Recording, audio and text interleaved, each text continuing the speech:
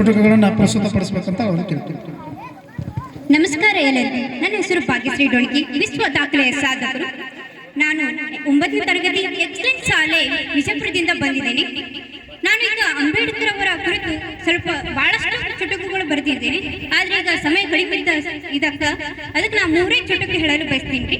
ಒಂದನೇದು, ಜೈ ಭೀಮಾ. ಅಂಬೇಡ್ಕರ್ ಅವರಿಗೆ ಅವಮಾನಿಸಿದರೆ ನಮಗೆಲ್ಲ ರೋಷವೇ ರೋಷ. ಅಂಬೇಡ್ಕರ್ ಅವರಿಗೆ ಅವಮಾನಿಸಿದರೆ ನಮಗೆಲ್ಲ ರೋಷವೇ ರೋಷ.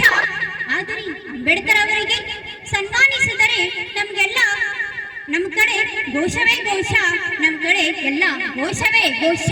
ಜೈ ಭೀಮಾ ಘೋಷ, ಜೈ ಭೀಮಾ ಘೋಷ. ಎರಡನೇದು ಚುಟುಕು, ಅಂಬೇಡ್ಕರ್ ಅವರ ಸಾಧನೆ.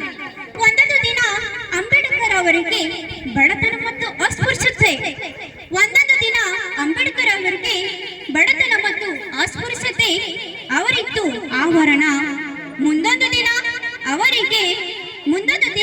ಅವರಿಗೆ ದೊರೆಯಿತು ಗೌರವ ಸನ್ಮಾನ, ದೊರೆಯಿತು ಗೌರವ ಸನ್ಮಾನ. ಮಾನೆಗಳ ತೋರಣ, ಮಾನೆಗಳ ತೋರಣ.